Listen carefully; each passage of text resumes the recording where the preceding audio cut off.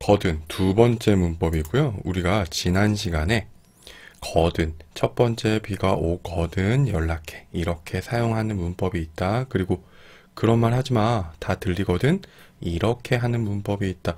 두 가지 문법 중에서 2번을 공부했어요.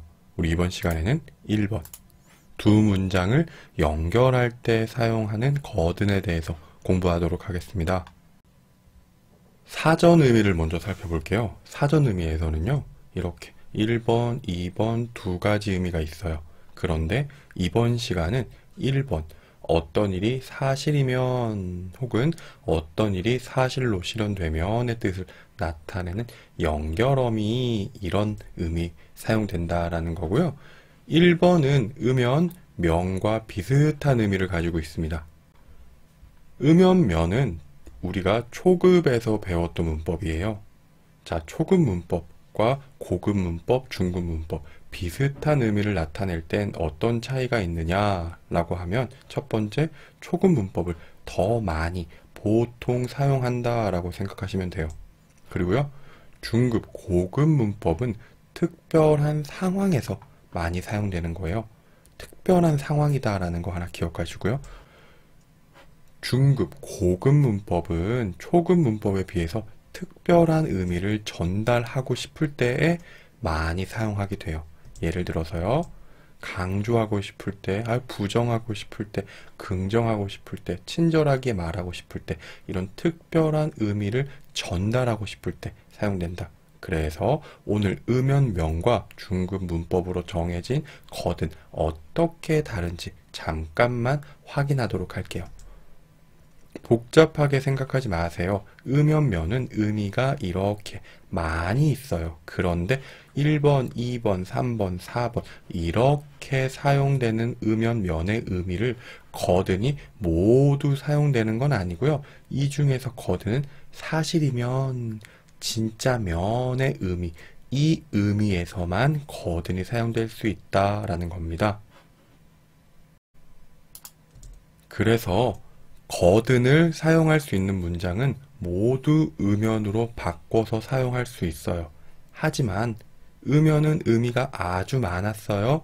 음연을 사용할 수 있는 문장은 아주 조금만 거든을 사용할 수 있지, 음연을 사용하는 모든 문장에서 거든을 사용할 수 있는 건 아니에요.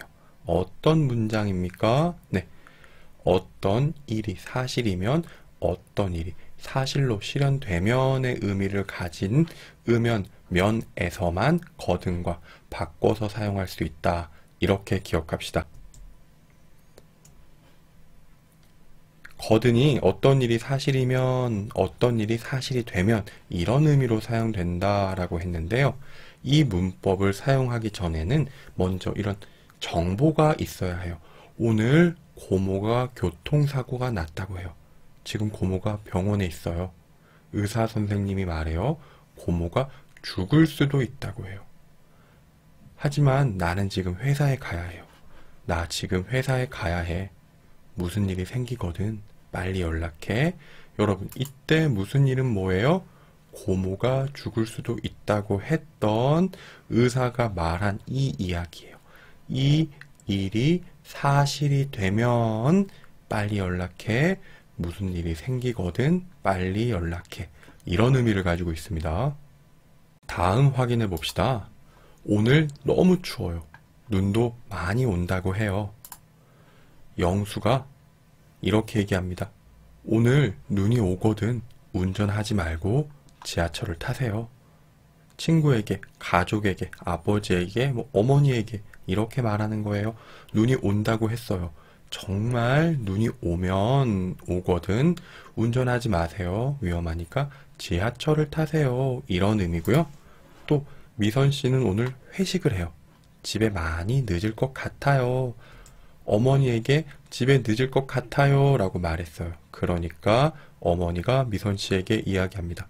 미선아, 오늘 늦거든 꼭 전화해야 한다. 늦을 것 같아요 라고 말을 했어요. 그러니까 어머니가 그 이야기를 듣고 정말 그 늦을 것 같은 일이 정말 사실이 되면 오늘 늦거든 전화해야 한다. 이렇게 사용하는 겁니다. 연습하겠습니다. 영수씨, 정말 열심히 공부하네요. 장학금을 받을 수 있겠어요. 하하, 고마워요. 정말 내가 장학금을 받거든 밥을 살게요. 영수씨, 내일 회사 면접 시험이 있는데 너무 걱정이에요. 시험 보기 전에 계속 긴장이 되거든 이 약을 드세요. 긴장을 풀어주는 약이에요. 엄마, 오늘 일이 끝난 뒤 회식이 있어요. 늦을 것 같아요. 알았다, 미선아. 회식에서 술을 마시거든 운전은 절대 하면 안 된다. 아버지, 저 회사를 그만둬야 할 것 같아요. 적성에 맞지 않으니 그만두는 것도 나쁘지 않아. 자, 그 다음에 이렇게 말합니다. 영수야, 혹시 돈이 없거든 아버지에게 꼭 말해야 한다. 자, 회사를 그만둬요. 그러면 나중에 돈이 없는 일이 생길 수도 있어요. 정말 돈이 없는 일이 생기면 추측하면서 이야기한다. 그렇게 생각하시면 돼요. 아버지, 저 아르바이트를 시작하려고 해요. 학교는 어떻게 하고 이번 학기 학교에 다니지 않고 경험을 쌓고 싶어서요. 알았다. 하지만 영수야, 아르바이트가 힘들거든. 그만둬도 되니까 돈 때문에 일하면 안 된다. 제임스, 고향에 잘 가. 1년 동안 너무 즐거웠어. 고마워, 영수야. 여러분, 빈칸에 어떤 이야기들이 들어갈 수 있을까요? 우리 고향에 오거든. 꼭 전화해. 내가 보고 싶거든. 언제든지 연락해. 한국말을 공부하다가 질문이 있거든. 연락해도 될까? 이렇게 질문으로도 사용할 수 있습니다. 동생이 우리 고향 근처에서 유학을 한다고 했지? 그래, 영수야. 동생을 만나거든. 안부를 전해줄게. 다양한 표현이 있어요, 여러분.